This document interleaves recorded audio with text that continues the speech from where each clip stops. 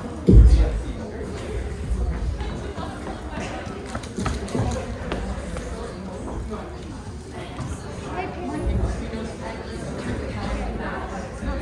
evening, everyone. Yes, stop talking. Welcome to Pun Intended presents Contagious Laughter. Tonight, I have the pleasure of being your General On-Mic Director, or GOD. For short, I am your God. We're thrilled to announce that this is Pun Intended's first in-person performance in over 2 years. So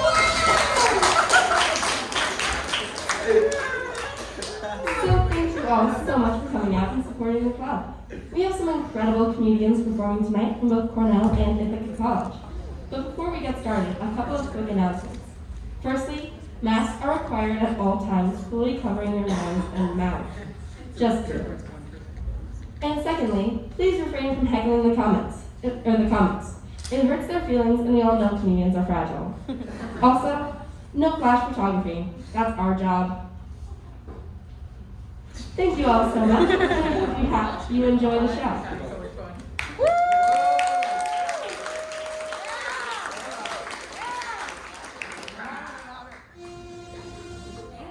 And now, please welcome your host for the evening, the president of Pun Intended, Skyler Holzman.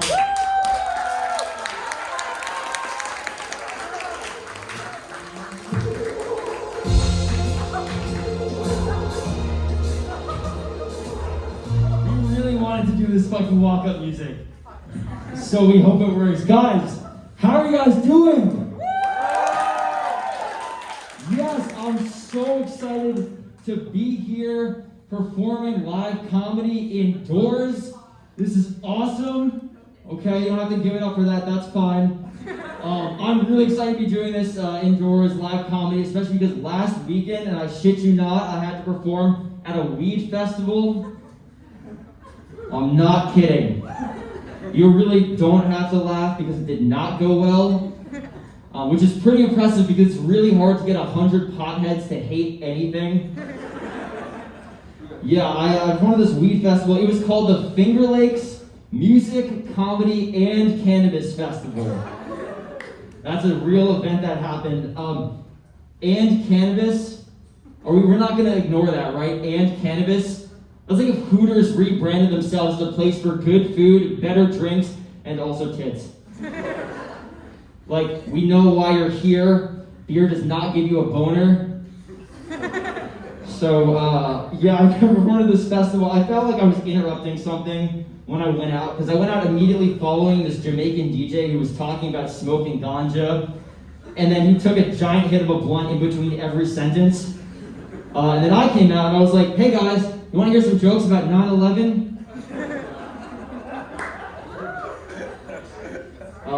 Well, I guess to be fair, 9/11 and weed are not that different. For example, George Bush did both of them in private.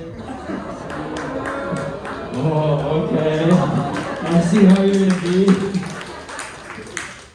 And also now that weed is legal, New York City can start smoking again.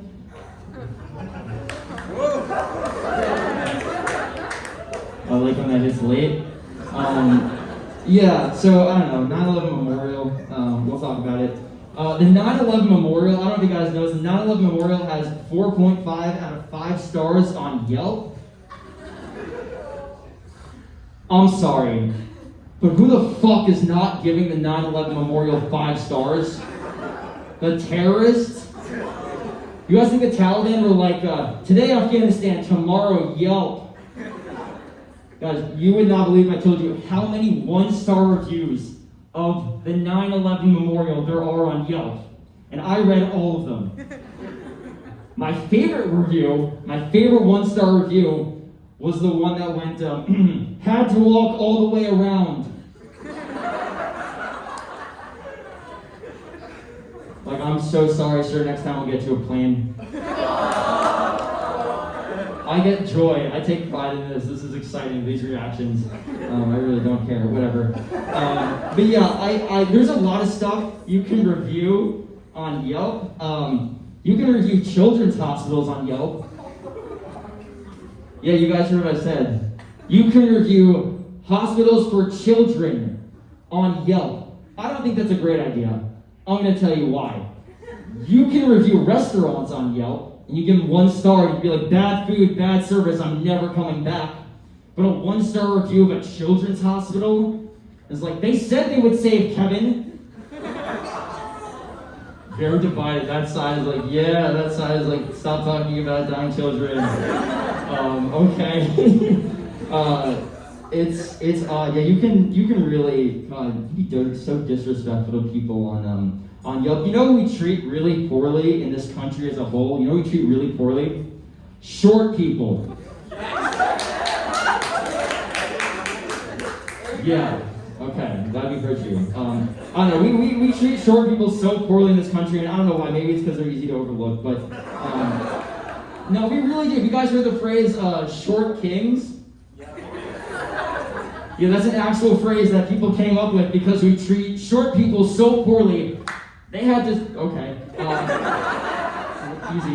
They had to start attaching royalty to their deficiencies. What if we started doing that with other stuff? What if people started being like, I'm an erectile dysfunction queen? I don't know, it's food for thought. Yeah, but I don't really care. I'm like 6 feet tall, depending on whether you look at my real or fake ID. If you understood that, I lied about my height and my fake ID. If you're upset about that, I don't give a shit. I wasn't going to take shit from people. I was 26. And also, what's a few inches between friends? Guys lie about inches all the time, in all directions. Mostly horizontally. Speaking of illegal stuff, I know a kid in ISIS. You guys know ISIS, the club? Yeah, thank you. Yes, I'm aware of ISIS, the club, the one on campus groups. Yeah, well, okay, this kid's not in ISIS. I knew him in high school. He tried to be in ISIS, and then he got arrested, and it was a whole big thing. But the thing I took away from that story was his dad was actually a math teacher in our high school. I know high schoolers hate math, but that much? You really gotta hate math to be like, you know what, fuck long division, I'm a terrorist. Cool. I don't know, just a bunch of random thoughts. I feel like woodpeckers should be concussed at this point. Yeah, okay, I'm not anti-woodpecker, I'm just pro-logic. You have to just listen to me here. Look at their job description. You're telling no concussions for a woodpecker ever? You're telling me they never had one breakthrough case? Haha, COVID joke. Yeah, it just blows my mind. I imagine a woodpecker being like, hey Billy, is it just me? Or was the oak tree yesterday just really hard? I straight up did not remember the last 15 minutes of woodpecking. It's hard not to sympathize with woodpeckers a little bit though. I feel like evolution really screwed them over, you know what I mean? Evolution was like, yeah, you wanna build a home? You wanna feel safe? Yeah, you wanna live somewhere sheltered, a nice home? Yeah, well drill it with your fucking face then! There we go. Okay. I'm gonna get out of here in a couple minutes, so I wanna end on a story. So, a little bit more about me. I come from a small town in Westchester. You guys know Westchester? Shut the fuck up. Please stop. A small town in Westchester called Croton-on-Hudson. It's known for being 50% white and 50% Caucasian. It's kind of a bummer. And for that reason, there was a kid in my grade in our senior year of high school who came up with a list of pranks and illegal activities that we could do around town, okay? White privilege, that's what it is. It's white privilege. So, he gets us all in a group. So the premise is, we get into groups, and the challenge is to see which group can carry out the most of these pranks and illegal activities around town. So the guy gathers us around our entire grade the night we're supposed to do it. He's like, all right guys, you have 4 hours to do as many as you can.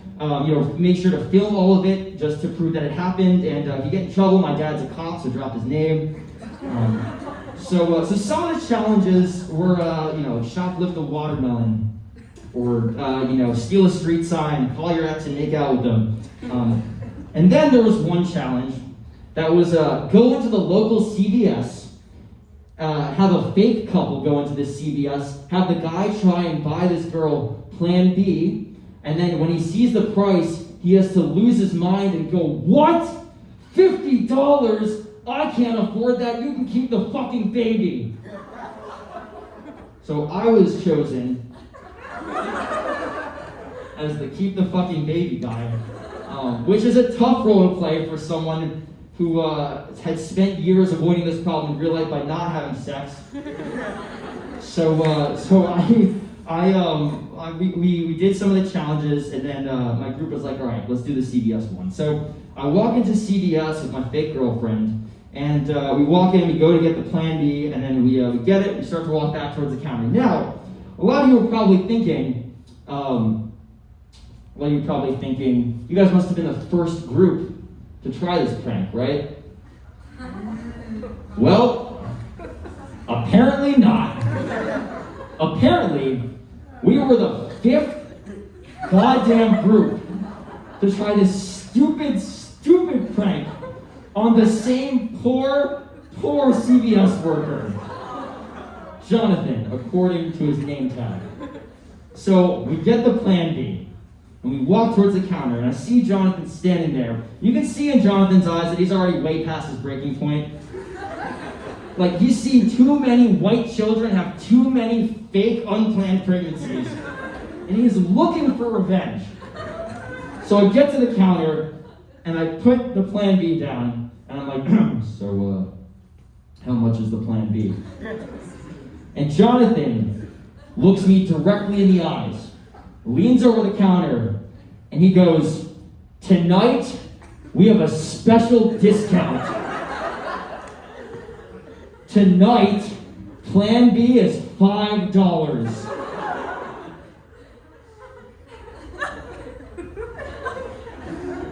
So, in that moment, I have two responsibilities. I have a responsibility as an actor to stay in character and finish a scene. I also have a responsibility as a Jew to realize that that is a great deal.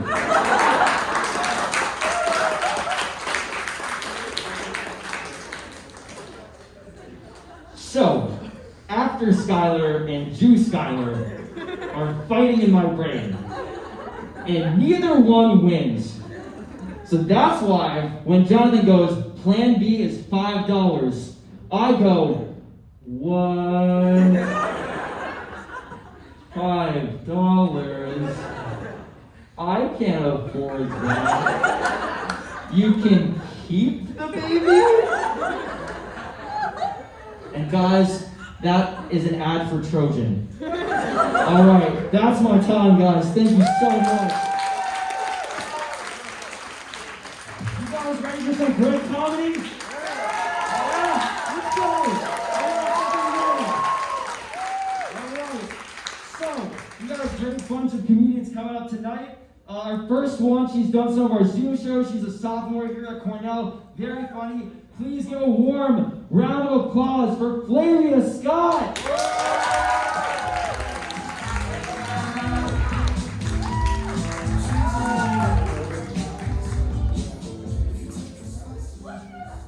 All right. So, I'm an atheist, which means I'm right, but depressed. And for a while, I dated this super devout, capital C Catholic. Kind of like if lukewarm milk was a person. And this guy, he was so religious that he would pray every night. And when he prayed, he thought he heard things back. And I always wondered, you know how we all have that little voice in our head? Does he think that his is God? That's fun for him, but whoa. But anyways, we were texting late one night, and he tells me that he can get me, logically, to believe in a God. So I'm like, all right, Scalia, show me what you got. So we exchanged about 100 of those intimidating paragraph texts, And he finally gets to his big finale, which is, and I quote, "And that, Flavia, is a leap of faith." A leap, are you fucking kidding me? Like, I'm pretty sure I saw that on a billboard outside of Route 92, and that one was more convincing because it didn't just waste my time for 2 hours. But I thought that would be the end of it. And then we showed up to his church on Sunday. Yeah, I thought we were going to Denny's, so Father, Son, and Holy Spirit was not the 3-for-1 special that I was expecting. Yeah. So, this guy, he was a year older than me, so eventually Pope Alexander is off to Notre Dame. And he gives me an ultimatum, which is that either I need to convert to Catholicism or we are going to have to break up. Because if I'm not Catholic, then he cannot marry me. And if he cannot marry me, then there's no point to the relationship.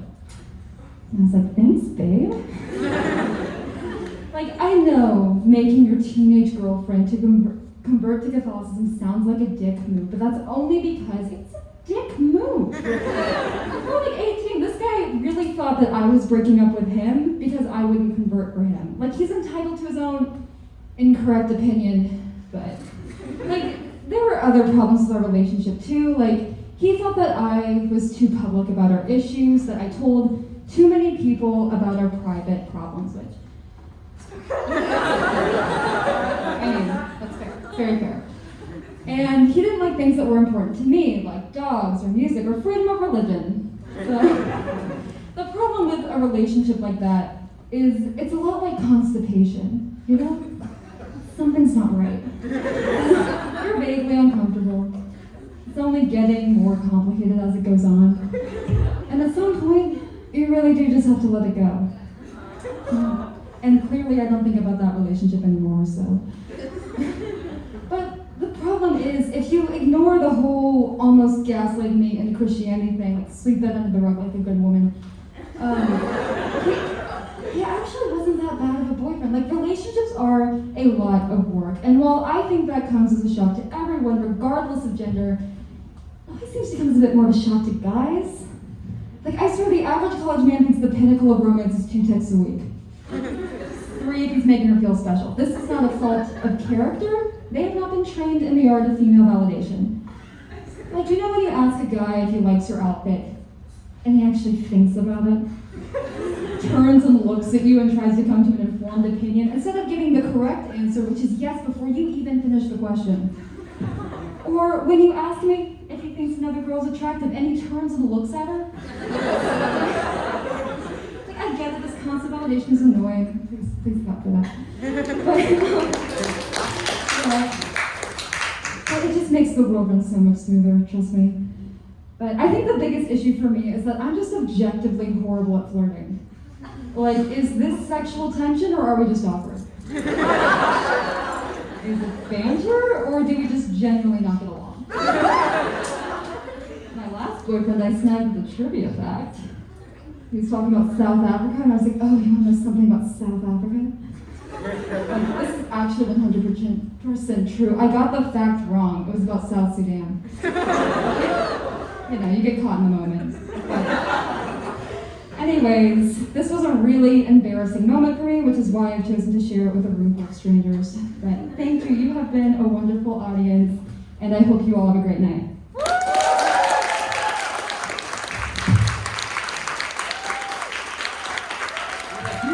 For you guys. All right. Our next, this is loud. Holy shit. Okay. Our next comedian, she's from Ithaca College. She's very funny, part of stand-up group they have going on there. Super happy to have her. Please give a warm welcome to Stephanie Hawkins.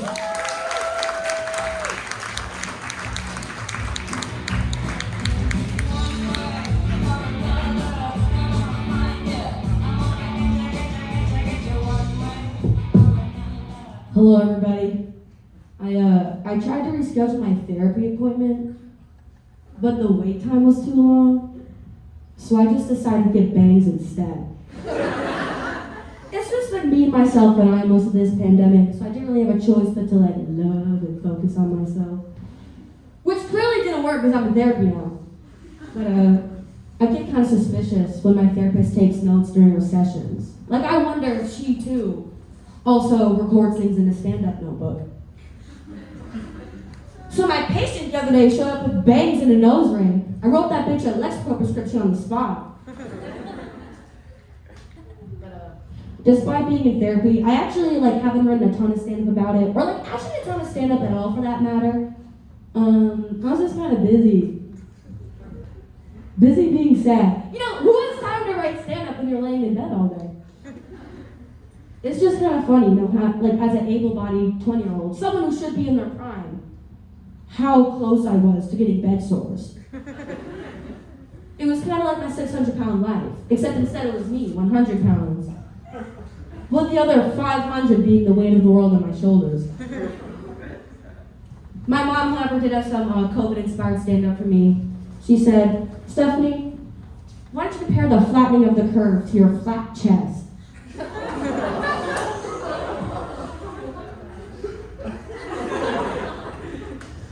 You know, my mom talks a lot of shit for someone who got a boob job. To be fair, she did have breast cancer. So in a way, her joke did make it into my set. Just not the way she intended. Like that boob job she got. I'll keep it too bigger, but at what cost? Yeah. So yeah, I've been in a bit of a creative rut, but my ex was actually really sweet about it, you know. He saw that I was having writer's block, and he took it upon himself to help me get more material by dumping me. Who said chivalry is dead? Sure, he forgot my birthday, but he cares a lot about my stand-up career, and that's what really matters, right? I still have some things I want to say to my ex. I just want to tell him to grow up. But he's 5'6", so I've never said he's going to take it the wrong way. But one of the best things I realized while trying to get over this breakup is that I can't be too sad over a guy who never made me come.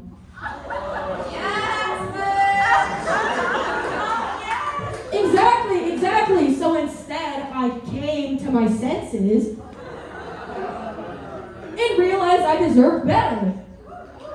A vibrator. Both men and vibrators are emotionally unavailable, but only one can make you come. We all know this.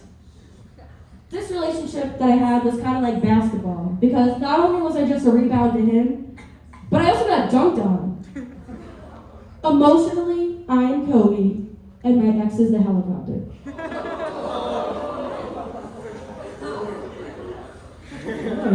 Sorry.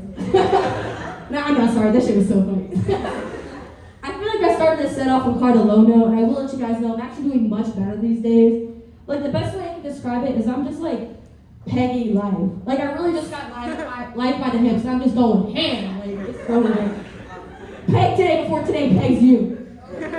But I'd like to attribute at least some of this life pegging to quitting my fast food gig.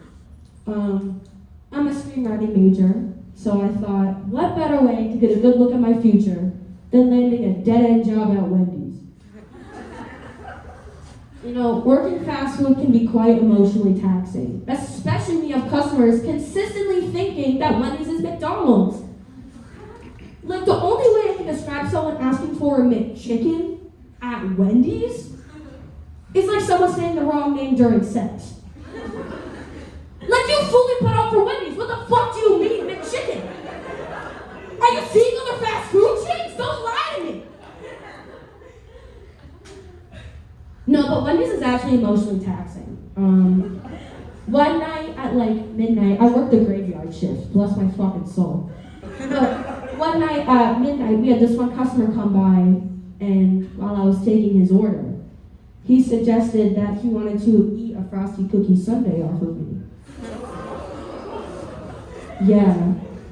Now, if I wanted to get paid for kinky shit, I would have just made an OnlyFans. But sir, this is Wendy's. Literally. There's this not on fast food that the customer is always right. And that sentiment was made abundantly clear when this man decided to stalk the store for 30 minutes afterwards, just so he could see the girl, me, the girl who took his order. And you know what? I gotta give it to him. He put in more effort than any other man in my life. So consider him the one that got away, because unfortunately for him, sexual predators aren't really my type. School shooters are, though. We all make mistakes. And mine was going on a date with a school shooter. Back before I deleted Tinder, I matched with a mysterious fella, and his initial message to me was, "Greetings, traveler." You know, from that incel video game, World of Warcraft.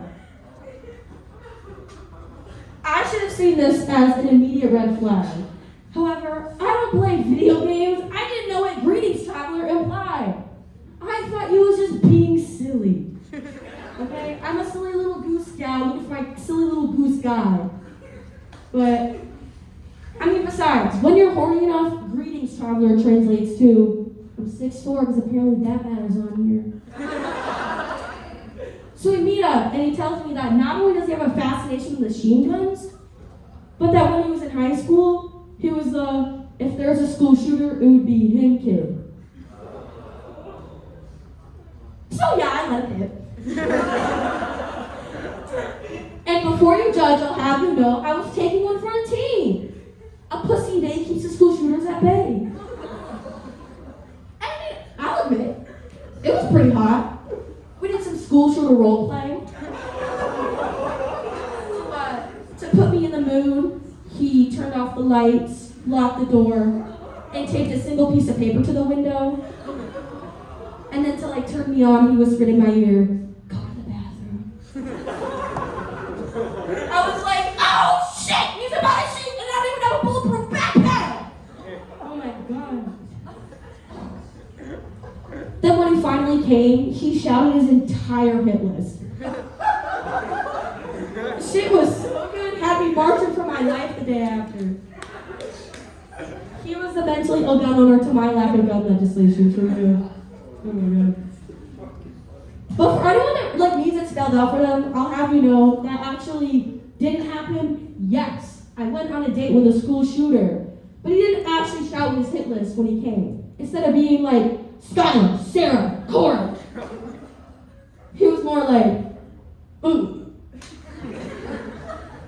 But you know, I often think of instances like this to spice up my sex life, or for me at least. I think I'm gonna read a book the next time I get head to see which climax I reach first.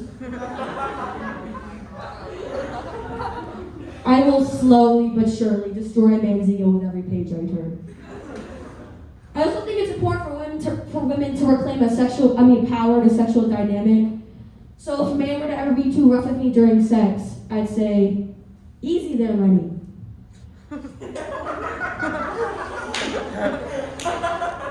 And then I tell him to look at the rabbits while I peg him from behind. Or if a man ever tried to be hot and choke me during sex without asking beforehand, I'd simply pretend to die.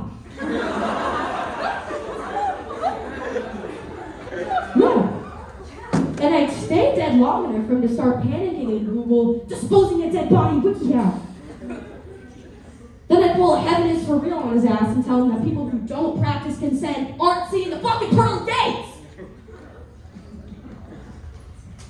Which, yeah, is pretty sadistic, psycho even. But what can I say? The wait time to reschedule my therapy appointment was taking too long. What's a girl to do?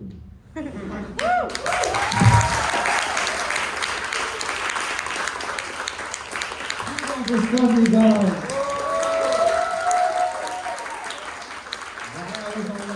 Hit list, I have no fucking clue. Whatever, I'll just not think about that. Alright, our next comedian, one of my really good friends, he did comedy with me in New York City this summer. He's really funny. Please give a warm round of applause to Matt Hein.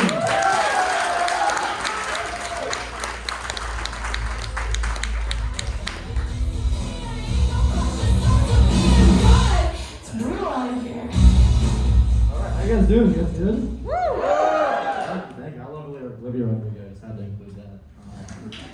So yeah, a little about me. I'm a junior in the ILR school, or as I like to call it, rich kids from Long Island that should be going to Syracuse. I don't know, yeah, I think ILR is a really hypocritical major, because if you know anything about the school, they assign a lot of textbook readings, and they hate Jeff Bezos. But like, where do you think we buy all our textbooks from? Yeah, speaking of dumb majors, you probably all heard the hotel school recently got a $50 million donation from the Nolan family. Yeah, I don't know, interesting timing for something like that. Because, here we are, middle of a pandemic, everyone's losing their jobs, and these rich people were like, we could really use $50 million right now? A school where kids study menus. It's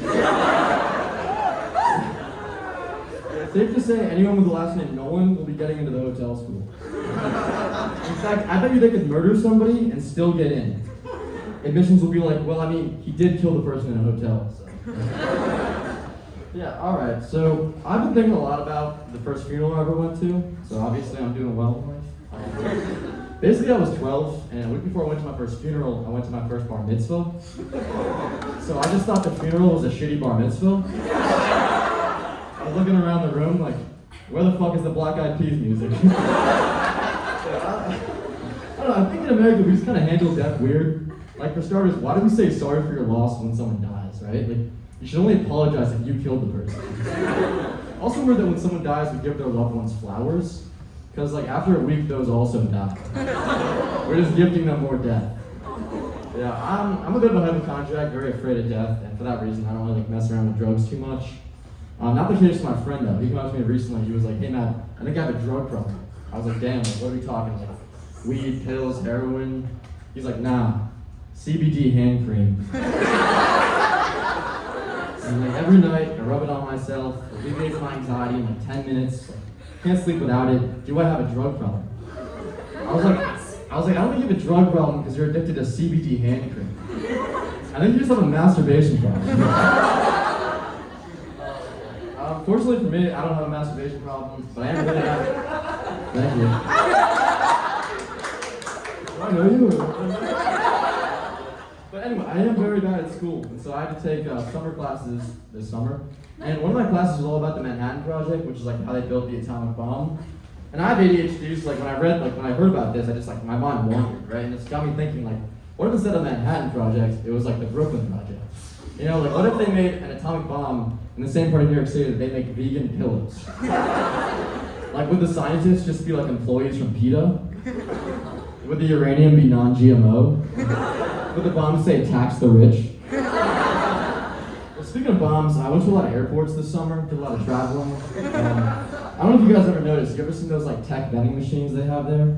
They sell like headphones and shit. Cool, thanks.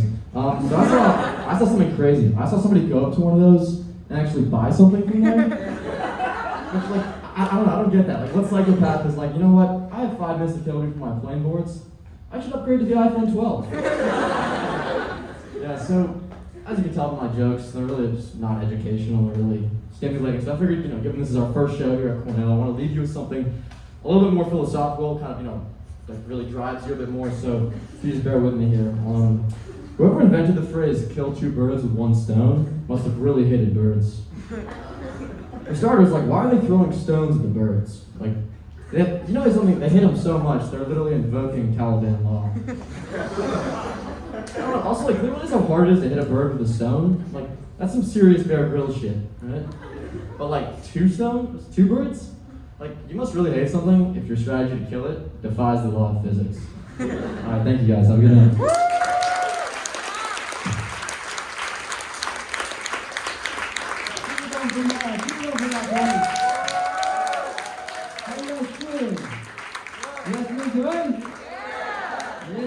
Cool. All right. We are about halfway through. We got some more great comedy coming for you.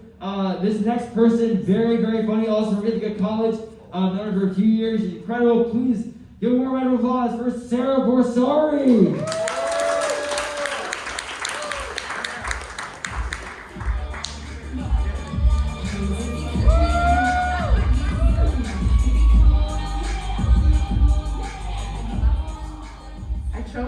Song for my walk-in music because then they have to turn the song off. I brought my very fancy notebook for this because this is a very fancy event. This is from, I worked at the National Comedy Center this summer, which is like I spent every week basically just like learning about like the greatest comedians of all time, which is why I should be way funnier than I am. I'm just really happy to be performing in person again. Like, I'm happy to see people again. I had to quarantine really seriously because my mom is immune compromised. She takes this medicine called methotrexate, which is like, has a lot of really serious side effects, which I guess is why she doesn't like it when I say mom's back on meth again. But that's irrelevant. My grandma sent me this card in the mail recently. It says, "The best and most beautiful things in the world cannot be seen or even touched, but must be felt with the heart." Thank you, Grandma. That's a great sentiment. That's a quote by Helen Keller. Which, like, I'm not one to judge, but I feel like she doesn't have a lot of say in the matter. She's like, "I'm touching you with my heart." I'm like, Helen, please stop touching me like that. But my grandma sent me a card because she bought me plates for my apartment. But like, Graham, you don't have to worry about me anymore. I just found out this morning that an American Girl doll I have is considered rare. So this has been an exciting financial week for me. Like, I don't know anything about finance, but that shit can only appreciate, right? I mean, I can't say anything about the people who will someday buy that for me in the future for the same reason that I could never be a sugar baby. Because I would just ask for the stupidest shit. Like, am I really gonna suck some guy off for a movie quality lightsaber? And he'll like try to use it in the bedroom and I'll be like, "Sorry, that's display only." Like, I just don't get this thing where men think that women pretend to like Star Wars so that like men will be attracted to them.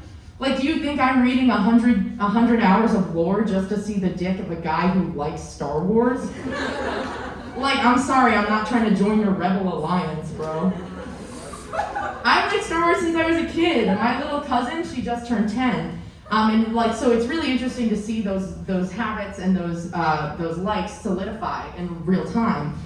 10's a really fun age because you just finally like become aware of the real world. Like, in my experience, up to that point, you're just kind of wandering, jobless, and purposeless.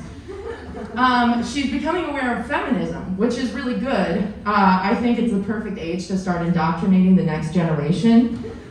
First of all, 10-year-olds already don't wear bras, so that's a great place to start. They've also recently been exposed to Judy Moody, who's a bad bitch who takes no shit. Like, I can just see her on the playground standing on a really tall pile of wood chips and a pussy hat, being like, "Maybe we all have cooties and we need a more equitable healthcare system to treat them." Or like, Miss Mary Mack all dressed in black and people told her to smile more. She's like, "Yo, spell I-cup, now spell wage gap." It's like, first comes love, then comes marriage, then an abortion if you don't feel like you're ready. She's like waving her doll above her head. She's like, "My Barbie's a doctor, but people often confuse her for a nurse."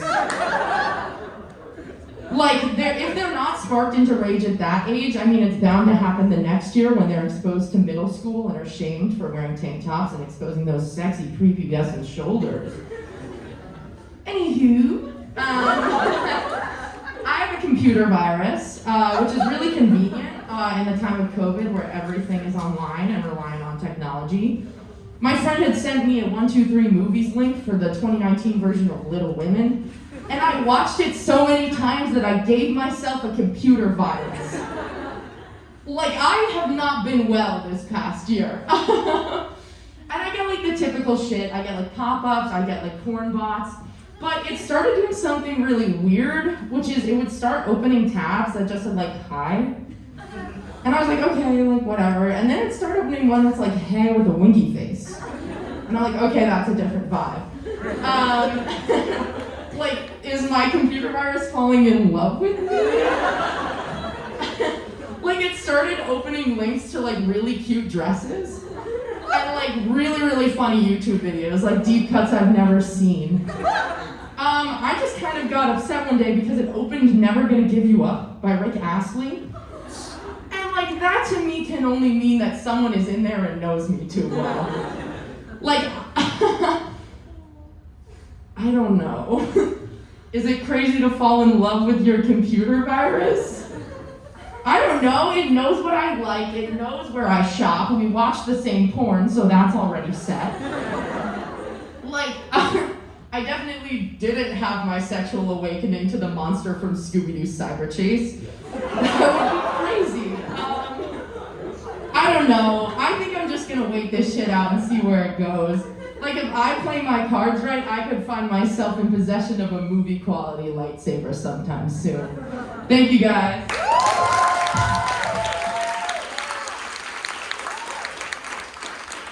Keep it going for Sarah, guys.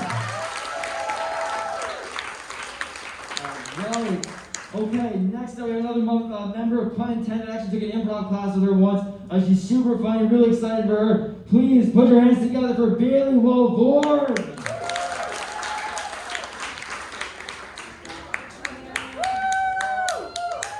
He said, son, when you grow up, would you be the savior of the broken? Fantastic. Thank you so much, Skyler, for that really warm welcome. How are we feeling tonight so far, guys? Fantastic. Wonderful. So hi, I am Bailey. I am an undergraduate at Cornell University. I'm studying international agriculture and rural development in the College of Agriculture. If that wasn't obvious enough. Any other agriculture majors in the house tonight? Woo! All right, other person. That's fantastic, amazing, welcome. And I'm just gonna go ahead and answer the question that's on everyone's mind right now, which is, oh my gosh, that's such a cool major. What do you plan to do with that? And obviously, I'm gonna be a comedian. Duh. But no, my backup plan is to be a product manager at an ag tech startup, so that way I don't starve to death. And speaking of death, freshman year, always fun. Freshman year, I had a very near-death experience. See, my socks were just not coming clean, and I thought, hey, why don't I just pre-soak them in my dorm room in a bucket of water? You know, adulting, it's great. It's fantastic. So I put the socks in there with the water, added some bleach, you know, added the vinegar, added the hydrogen peroxide. So some of you have already figured out what I did not know, as I'm getting like woozy and I'm like, oh, this is bad. This is not good. So I pull out my phone and it turns out these chemicals, when mixed correctly, do indeed make World War I mustard gas. So that was fun. So I'm like airing out my room, which by the way had no ventilation whatsoever. Like no windows were open, the door was closed. So I'm like running the fan. I'm like, oh my gosh, I hope my roommate doesn't come home. Like I hope she doesn't come home. Of course, she walks in as I think that, and she's a biochem major. Yeah, and she's like, Bailey, what on earth are you doing? It smells like vinegar and bleach. And I'm like, listen, I can explain. Do not close the door. I can explain. I accidentally made mustard gas. Oops. And she's like, who are you planning on attacking? And I'm like, my socks! They're not coming clean. And the worst part is, they didn't come clean in the wash either after that experience. So it was just kind of a waste of time. And the reason I was so obsessed with my sock hygiene was because at the time I had an ingrown toenail. Makes sense, right? So I go to the doctor and I'm like, yo doc, I've got an ingrown toenail. And she's like, oh my gosh, we need to get you ready for surgery like as soon as possible. And I'm like, whoa, it's that serious? Whoa, like when do we need to have the surgery done? And she's like, as soon as possible. And I'm like, all right, so tell it to me straight. What are we talking? Like half the toenail, the whole toenail, the toe, the leg, like what are we doing with the surgery? And she's like, it's too early to tell. So that wasn't terrifying. So sophomore year of college, great. Had to make some new friends. Turns out, making mustard gas in your dorm room does not make you popular. Whoops. So there were signs everywhere that said, you know, join marching band. And I'm like, yeah, I can probably do that. They're like, 250 free friends and free food. And I'm like, sold. Two things I need in life is free friends and free food. So I show up to auditions. I'm like, I'm ready. I got my finger symbols ready. I'm ready to go.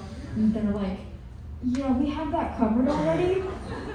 Well, we actually need clarinet players. And I'm like, okay, I don't play clarinet. I don't have any experience. And they're like, you don't need experience to play clarinet. Sorry to any clarinet players out there.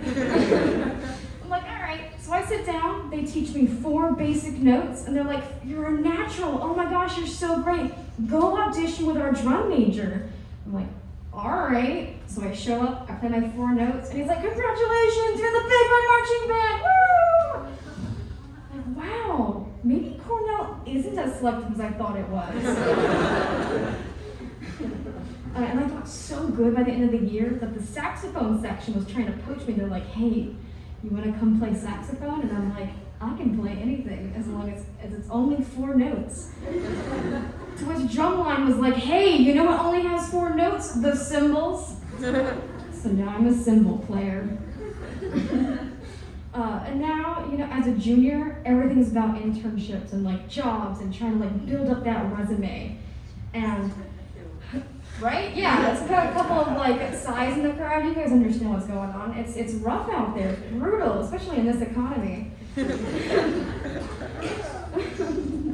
Absolutely is. And what I really want to say, like during these interviews that I'm having, is, you know, I'm an international agriculture and rural development major.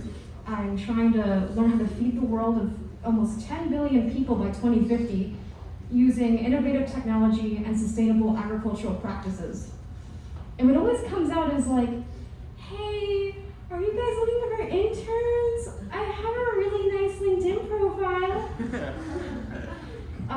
And their favorite question to ask at like a career fair or a job fair or an interview is, wow, that's so cool. Now tell me, where do you see yourself in 10 years? Hopefully aligned with all my toes, like, honest answer. Thank you, everyone. You've been fantastic. All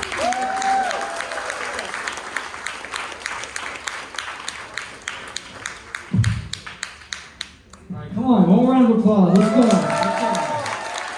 All right. We got 3 comics left. We got 3 comedians left. This next dude is very cool and very chill. That's all I have to say about him. He's also from Ithaca College. Please welcome Cam Trask.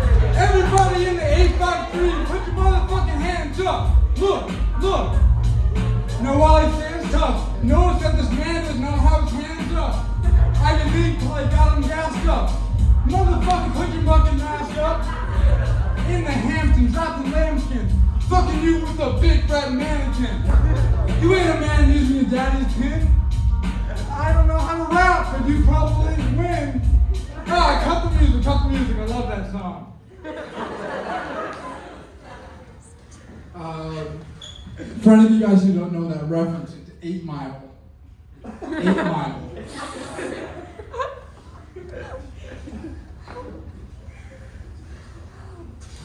God. Android phones are so third world. Like, even the homeless have Androids in San Francisco. I used to live in San Francisco a few years ago, and when I lived there, I thought cicadas made noise year-round. But apparently, I have tinnitus. So when I used to live in San Francisco, they have a really big homeless problem there. And I used to work at this like fancy health club. And one day at work, this woman was talking about her gym or whatever, and she's like, wow, this place is so bougie. Unlike where I work, we had 3 overdoses this week. And I interjected and said, wow, it must be tough running a homeless shelter. And she turns to me and she looks at me and she says, what? I own 2 Starbucks franchises, then walked away. Wow. Homeless people really be walking into Starbucks, asking if they can charge their phone and tie off.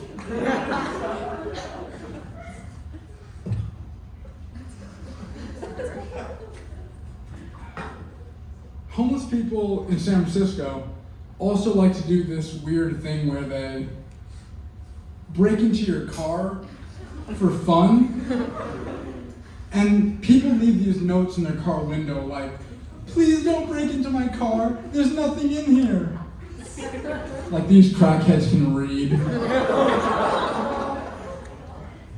I used to see this one really hairy homeless guy, and he'd always be in the middle of one of the most crowded intersections in San Francisco, like downtown.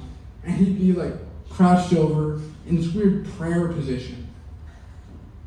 And I'd always have to be the one to walk over, bend down, and tell him, sir, Mecca is that way.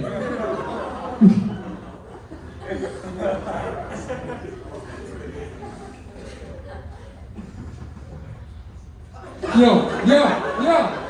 What the fuck is a prime number? They don't arrive in 2 days. What the fuck? I'm actually pretty smart. I listen to Joe Rogan.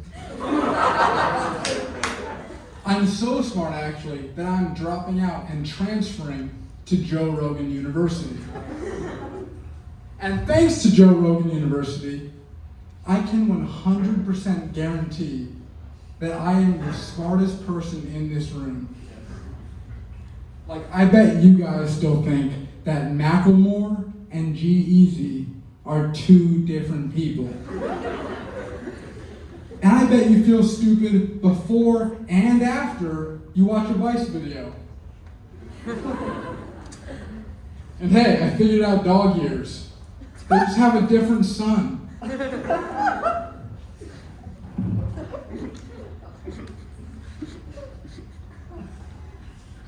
Okay, I know you may think I'm stupid.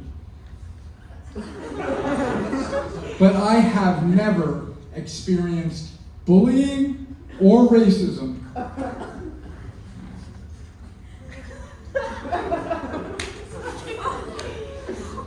Probably because I'm typically the bully and the racist. But Asians are the most racist. They fucking hate blacks and Mexicans.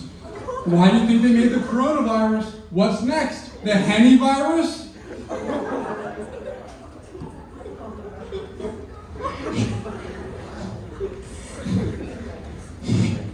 You guys remember Robin Williams? You guys remember Mrs. Doubtfire?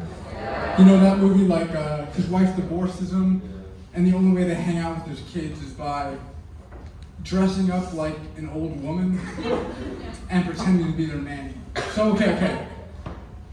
What if they remake Mrs. Doubtfire, but instead of Robin Williams, it's me? Okay, picture this. Here's the scene. I'm in the bathroom in my Mrs. Doubtfire costume, and someone knocks on the door like, 1 minute! I'm just putting away my penis. I'm Mrs. Doubtfire. Oh. They should remake every Robin Williams movie, but with me instead of Robin Williams. Like all of his great movies, but it's me instead of Robin Williams.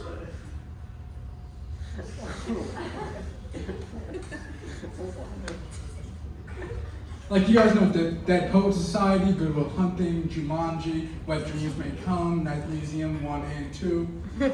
Like, check this. It's not your fault. Oh, it's not your fault. Oh. Good morning, Viet Cong. Oh. Is this Flubber? I own a drag club in Miami. Oh. I'm tired of acting. I'm tired of living. Oh, where's my belt? Oh.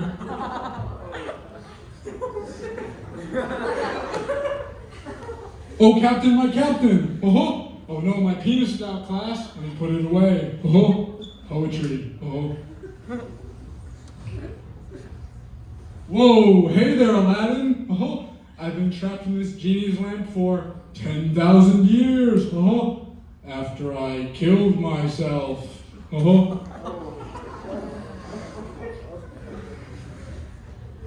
Okay, I'm sorry. I want to talk about something serious now. I want to talk about James.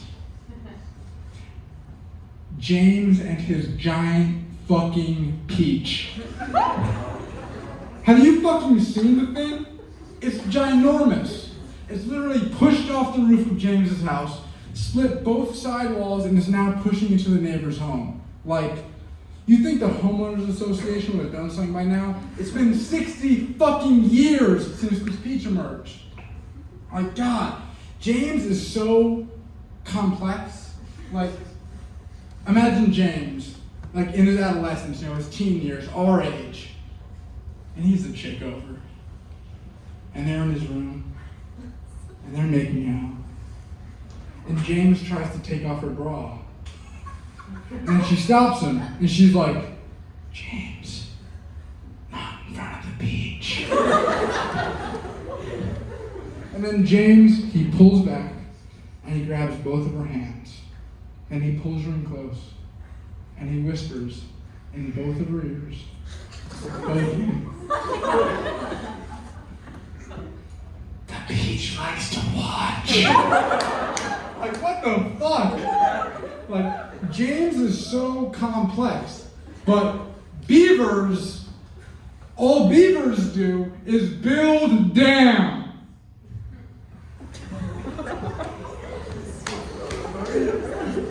Like, beavers don't smoke weed or anything.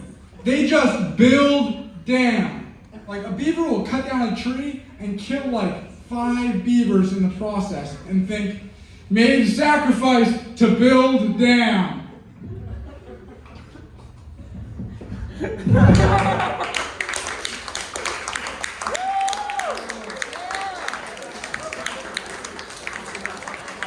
That was so abrupt.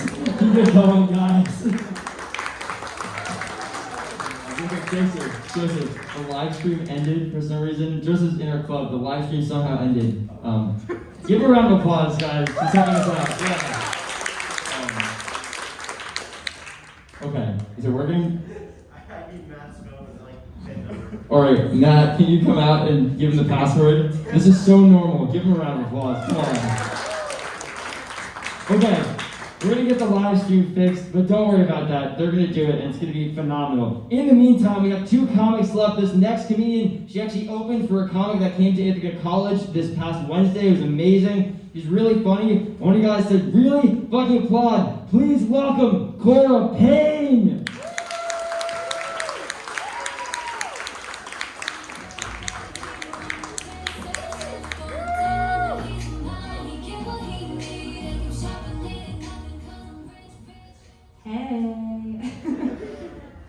Blazer, so you can tell I'm a girl boss. Hey guys, I'm so happy to be here. My name is Cora. Lovely to meet y'all. So I don't actually go to Cornell. I go to Ithaca College. So if I seem a little passive aggressive tonight, that's why. I'd say I'm sorry, but I'm not. I do swipe right on a lot of Cornell kids, though. I'm trying to find a hot engineer to supplement my film degree. So if you know anyone, find me after the show. Normally when I do stand-up, I tend to wear like a little horse necklace right here. It's just one of my favorite accessories. I grew up on a farm. I'm a horse girl. Anyone? I thought this was Cornell! No, growing up a horse girl is like pretty much proof that bullying doesn't cause school shootings. If it did, every high school in America would have like a stampede of horse girls like neighing in with AK-47s. I'm sorry, there have been too many school shooter bits tonight. I don't judge horse girls. Like, I get it, I'm a horse girl. You know who I do judge though? Zodiac sign bitches. Seriously, I really hate zodiac sign girls. Like, they just piss me off. Like, you're really gonna make a snap judgment based on what day someone was born? There are so many better reasons to make a snap judgment about somebody. Have you tried Instagram? Like, I have friends that'll seriously turn to me and be like, Cora, he's a Gemini. Stay away.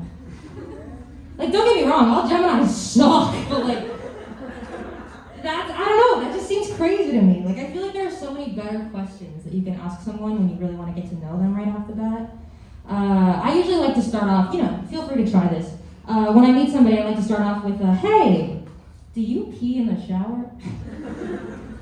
Because if they say no, then they're a fucking liar, and I'm never gonna trust that motherfucker ever. We all do it. Another question I really like to start off with is, what's your preferred milk? Your milk of choice? I think it tells you a lot about a person. Like if you drink soy milk, you're either Jan Levinson from The Office, a millennial who didn't want to adult today, or you're a college guy who unironically calls yourself woke. I know there's some of you. If you drink almond milk, you have an eating disorder. I'm sorry for outing you. I see you, I hear you. I know you drink oat milk. Yeah. Yeah? Yeah. Yeah, you're gay.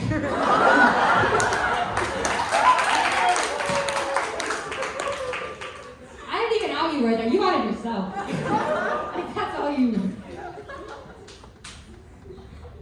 If you drink dairy milk, in 2021, you're either over 40, you have wet dreams about Missionary with Ben Shapiro, or you're in the Cornell Ag School. Or all three, I don't know, I don't judge. Are you guys having a good semester? Yeah. Woo! Sorry, that was loud. Yeah, I am. I'm having a really, really good semester, actually. I have been so social, and I love it. Just last week, I was at this party, and I met this guy. He was really, really cool. Really good conversation. We started talking. Next morning, we were still talking. And he turns to me and he goes, Cora, as soon as we started talking to each other, I just knew.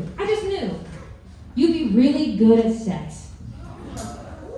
That's kind of an out-of-pocket comment. So of course, intrigued, I say, well, why? And he goes, well, we started talking, started having conversation, and I noticed you got a call from your dad, and you sent it to voicemail. Took you a second. Yeah, he's observant. He's a smart guy.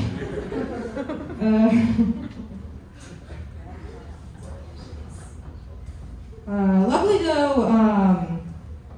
we played it off. It was a joke, but it left me thinking. I want more information on this. Seriously, are these sexual talents specifically relegated to those with emotionally absent dads, or just trauma survivors in general? I feel like we should talk about it. Maybe make a point system, stop wasting everyone's time. Sure, you did theater in high school and people bullied you, but your parents are still together? And in love? And y'all take family vacations? Spicy vanilla, at best. Swipe left. Now, don't get me wrong, there is nothing wrong with being stable and healthy and have a good relationship with your family. That's awesome, for you. But I'm a woman, so as everyone knows, after my 20s are over, I'm ugly and dried up. So I need to capitalize on the fleeting hot girl time I have left. This isn't a joke.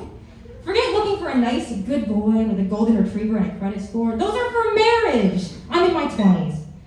So I have a new screening process that I'm trying to implement before I decide to sleep with anyone. I'll give you a little look at what it looks like so far.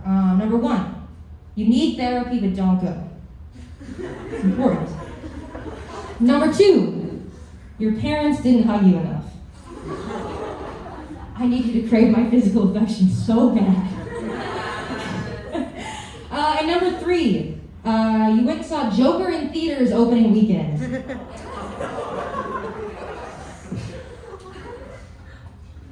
Listen, that's kind of harsh. I'm sorry, but I sent my dad to voicemail. I'm just trying to get choked. I am so sorry that I just did a whole series of jokes about sex. But nobody ever laughs about jokes that are things going well in your life. So this is where we are.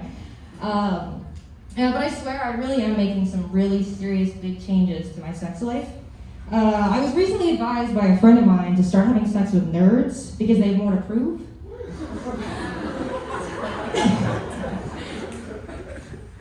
I was confused by that. Prove what? Your loyalty to the Gryffindor house? I don't know, I'm trying to think about it. Sex with nerds. Sex with nerds. What does that look like? I'm imagining, nah, the cloak stays on during sex. Or I don't know, Cora, I am your daddy.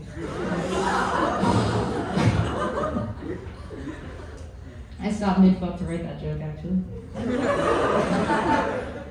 It's quick, this is for the notes app. I mean, what's the difference between role-playing and cosplay, really? It's all the same. The more I think about it, nerds and I totally have a lot in common. So much more than I thought. I'm in stand-up comedy. So, I meet a lot of nerds. Incels, even. You may have even seen some tonight. And we sort of understand each other. We relate. I get it. After all, we all started doing comedy for the same reasons. To try and convince college women to have sex with us. Thank you.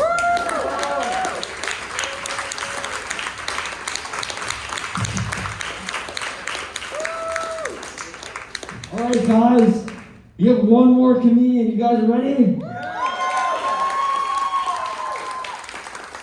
All right, this guy is unbelievable. One of my good friends. You've seen him on campus.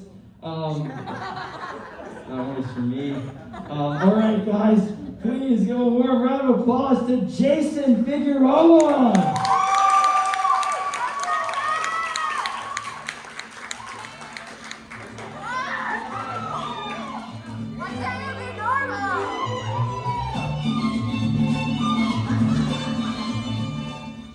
Mexican. I don't know why that was playing. Anyway, I have a couple of jokes for you guys. I've written them here on my nice legal pad. I like writing jokes on legal pads because they're both terrible. Don't need that anymore. I'd like to start off with a song I wrote about my penis. But it's in D minor. It's not long. I'll skip it. I hope you're all having a good week. I've had a terrible one. How do I start? I stepped in poo while wearing sandals. Yeah, not really made for poo stepping. Correct. Sandals, they're made for sand. So I started wearing poodles. Yeah, there's a lot there. There's, puns, poo, animal abuse. It's a lot going on. Yeah, I'm taking this off. When people get nervous on stage, they tend to recommend, you imagine your audience naked. I like to take it a step further where I imagine myself, as like a dominatrix.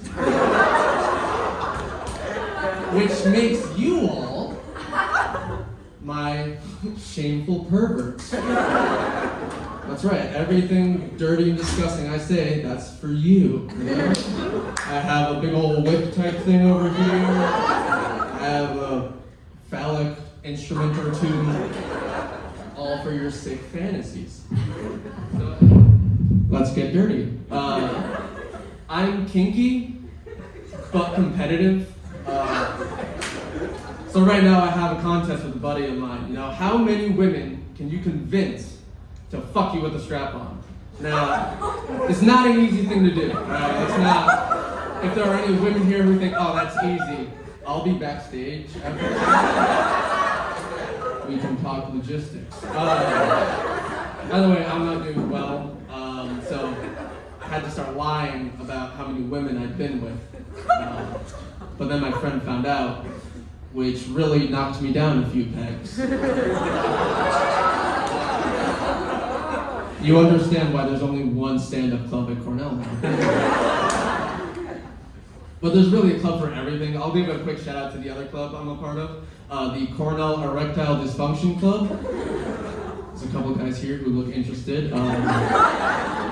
You know, we love to see member growth. I hope you can come.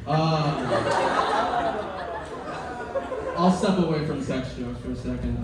So I have a friend who recently died.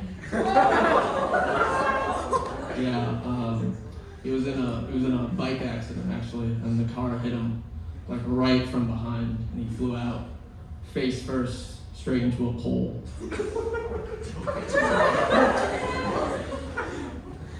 Thanks for your sympathy.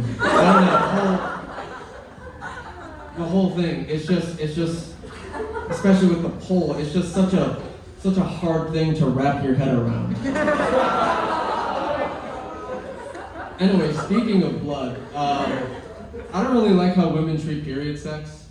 It's like, if they bleed on me, it's natural, but if I bleed on them, I should see a doctor. Who said it was your period? I don't know, I make a lot of sex jokes. I think it's just because I try to be like, you know, like sex positive mentally. Not a lot of guys I find are like, you know, they have like troubling views on sex. Like I have this one friend, he's religious. I forget what he's not a Protestant, he's a praying mantis. And these characters, let me tell you, they have very strange views on sex. I haven't really read their scriptures or whatever, but at some point there's some tradition where after sex, the female mantis will, you know, take her used up lover and just ever so tenderly rip his head off. Which, like, I'm all for BDSM and role reversal. I draw the line at beheadings. I just don't think the bedroom is any place for religious extremism. And you kind of feel bad for, like, the male mantis, you know, because he has a really tough decision to make. You know, he has to choose between no head or no head. Anyway, I have been Jayson Figueroa. Thank you very much.